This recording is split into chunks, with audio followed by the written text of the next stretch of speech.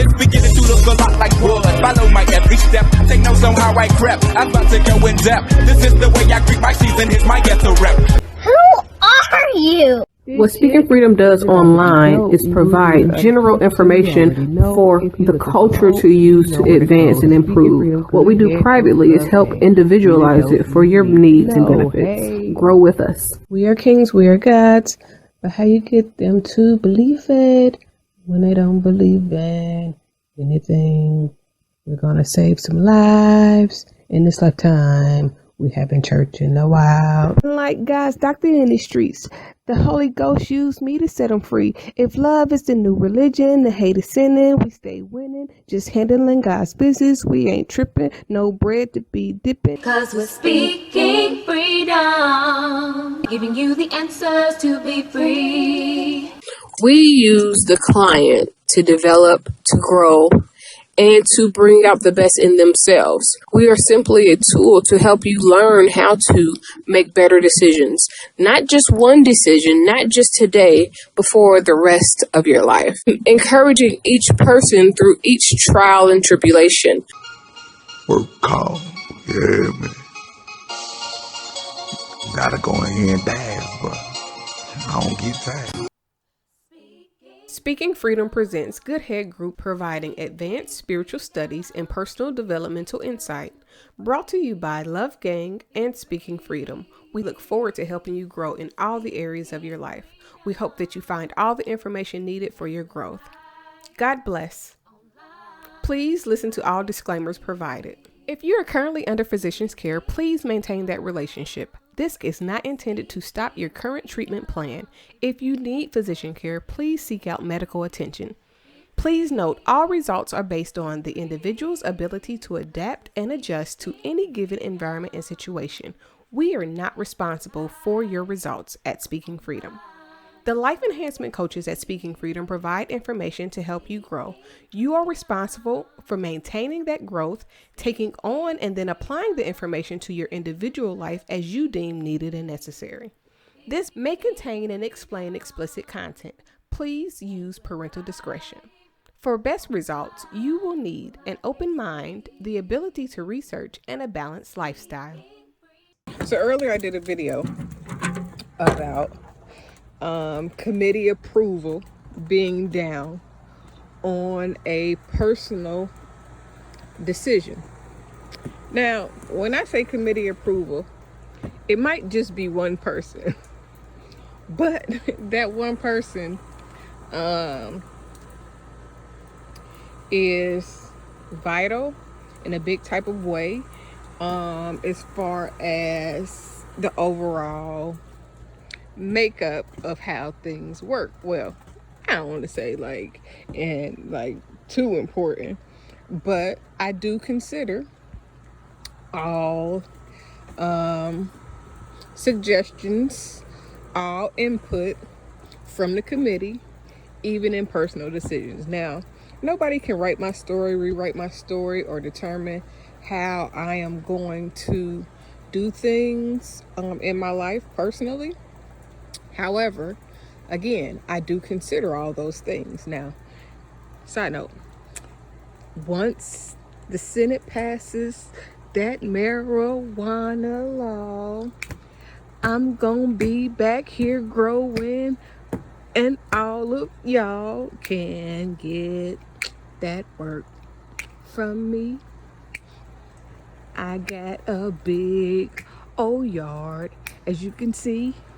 Hey, so I'm just waiting for the legalization of so I can get that growing back here. I really wanted to be over there because that's where the sun is hitting at most and the longest though. But I don't know how it's gonna grow. So we gonna see what it's gonna be soon as they legalize the weed. Okay. Okay. So, back to what I was saying. So, basically, I was expressing it may be more than one person that has this concern, but some shit is irrelevant unless it comes from particular people when it comes to me. So there's somebody that might be able to say something here or there, and I like, okay, I hear you.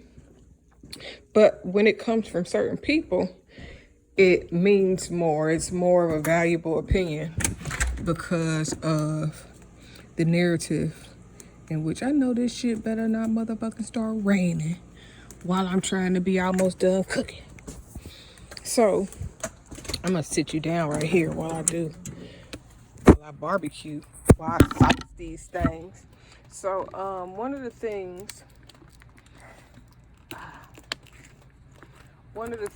that that I do is consider what people think and their opinions, especially if it's people that I respect or look up to or honor, or like value what they have to say in any type of way.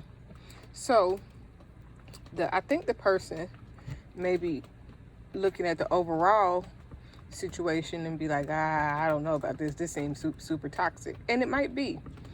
But I do have to point out that there are some toxic portions of me. I am not no goody two-shoe like that. You know what I'm saying? Like,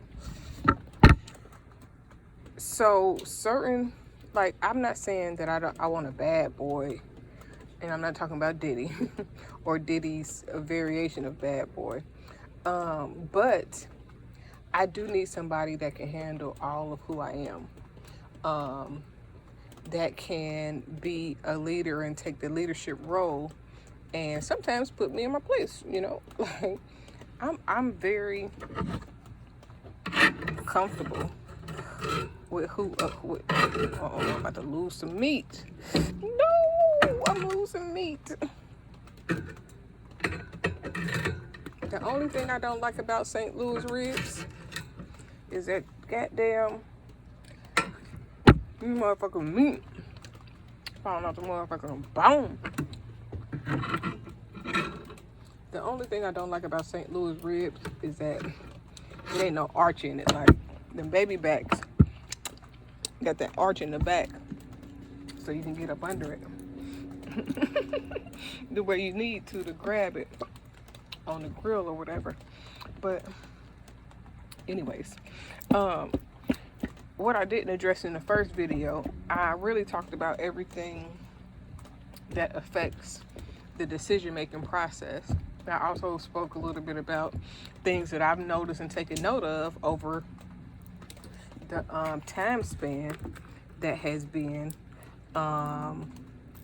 given within the particular circumstances. And I'm gonna be honest with you, I got some toxic ass ways too. So sometimes it's not about being perfect. It's about finding somebody you can grow with, somebody that matches your level of, whatever you own. I always talk about this part. I always talk about finding somebody. If you toxic, find somebody else is toxic. If you healed, find somebody else is healed. But I don't know if I mentioned enough, finding a person that's on your level of where you're at. Because guess what?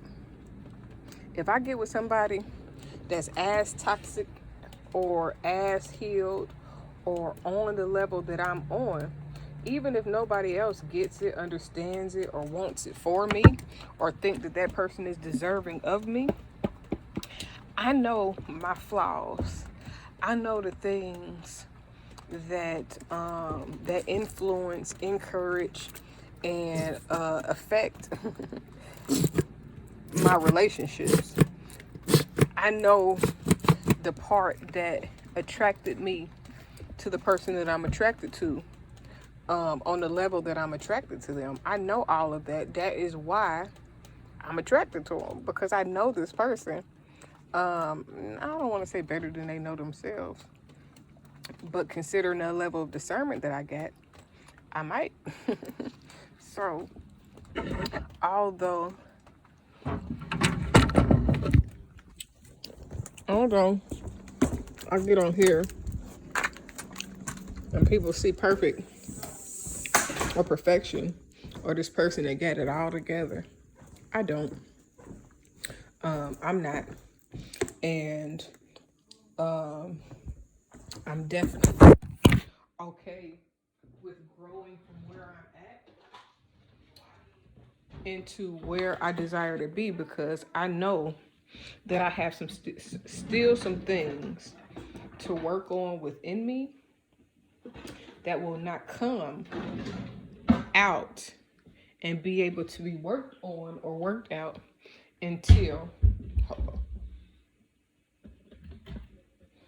on, I'm trying to get my pan together so I get the lids off. But Naya doesn't like barbecue sauce. I got one child that don't like macaroni and cheese or anything creamy. And then I got another child that don't like sauce, barbecue sauce. So you can only imagine what it's like for me cooking and trying to make sure that everybody eats. Same, just a different ball game.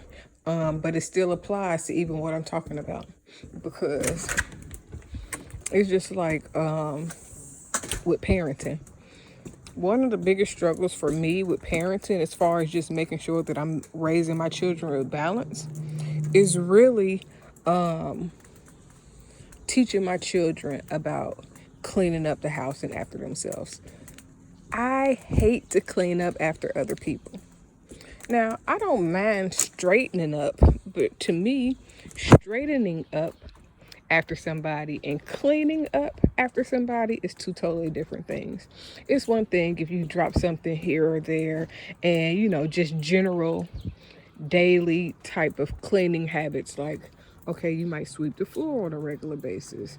You might like washing dishes on a day-to-day basis. Depending on, for me, sometimes it depends on how many dishes is in the sink. If it's one or two things, even though it only take a couple seconds, sometimes I let it build up so that I can feel like I'm not wasting dishwashing liquid or whatever. But the point is, for me, a battle that I learned not to fight is stressing myself out about cleaning up after my children in such a way to where it was beginning to cause almost a major depression, because I was just like frustrated, because especially when we lived in a very small home, every time I would clean up, they would fuck it up again. And the point of this portion is, just because something seems off to somebody else don't mean it's gonna be off to me. Like, somebody might come in my house and think that my house is a mess. Do it be? Sometimes. But it's not mess everywhere. It's just a contained mess, because I'm not gonna stress myself out as far as making everything look like don't nobody live in my house. We have a house that's lived in, so that means that my children may drop something on the floor, they may leave stuff here and there. My dining room table be having homework and papers on it, but my floor is clean. The basic necessities, the things that really matter, stay clean for the most part. And I say for the most part because I'm human and I be tired, and I'm not stressing myself out about cleaning up after two kids that has to learn how to clean and learn the value of cleaning, just more than learning how to clean. What does this have to do with anything? We always have a couple of choices to choose from when it comes to meals. But even with that, I got one child that likes one thing one way and another child that likes something totally different. Like, the craziest thing to me is their desire for Xavier like mashed potatoes. Naya won't eat mashed potatoes. She'll only eat a baked potato. But do you think I'm going to be fussing about who going to eat a baked potato versus who going to eat a mashed potato, or trying to force my way on them, their taste buds and their stomachs? I am not. It is easier for me to just fix minute mashed potatoes and flop that damn potato in the microwave and let them both have what they please. And I'm saying that because when it comes to relationships or building with someone, it doesn't matter who I end up with. At some point or another, there are going to have to be some compromises that's going to have to be made.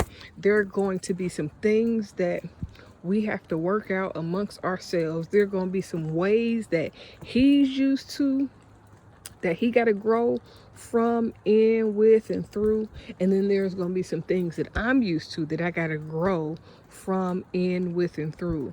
But until we're actually together, neither one of us can say that we aren't right for each other or anything like that. Nobody else can really project how our relationship or what the possibilities are either. Because clearly, hold on now, this is what I'm looking for.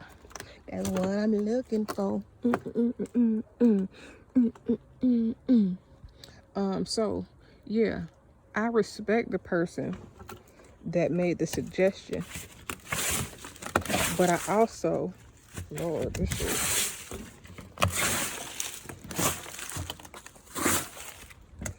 I respect the person that is being observant and is looking out. Them damn squirrels be up here on this thing, goddamn, going to motherfucking town on them motherfucking, whatever the fuck them nuts is they be eating. I think out of everything in my backyard currently, although I enjoy that, I think this bridge is probably my favorite thing. I just have to wait to get everything to be the way that I really want it to be back here. Because I got some more shit that I want to do. I just got to get the money to do it cash because I don't believe in financing certain shit. Even though it would be easier, probably beneficial. I could probably get an equity loan. But fuck that. No more loans over here in this home. Anyways. So, my narrative has always been when it comes to relationship, if somebody can do it better than what's already been presented, then present a different option that's better than what's at hand. Because as of right now, ain't nobody else been pursuing the way that this person has at least been making the pursuit look. You know what I'm saying? Let's say it was all fake. Let's say this nigga is not who I think he is, or not who I want him to be. The visualization that is given is better than anything that I've seen. You know what I'm saying? So that's why I don't allow or attempt to allow my feelings to get too overly involved or attached to something that I'm not screwing. And you know what I'm saying, that those two ends aren't really meeting like that. It's a lot more to a relationship than sex, yes. However, unless that person is really affecting my everyday life, then it's just a figment of my imagination until something actually happens. And I don't think enough people understand the concept of my mind when it comes to that. I mean, yes, I love him. Yes, I want the best from him, for him. And I want the best for everybody and anybody that I can help and believe, or, you know what I'm saying, hope for, all of that. So it's not like it's just, oh, he getting over. He can't really get over because he ain't getting nothing from me. You know what I'm saying? It's not like it's not like I'm fucking him. I'm not, you know what I'm saying? He not using me for nothing. Even in the concept of him using the resources, everybody use the resources. So it's not like he's doing something that's not already being done by everybody else.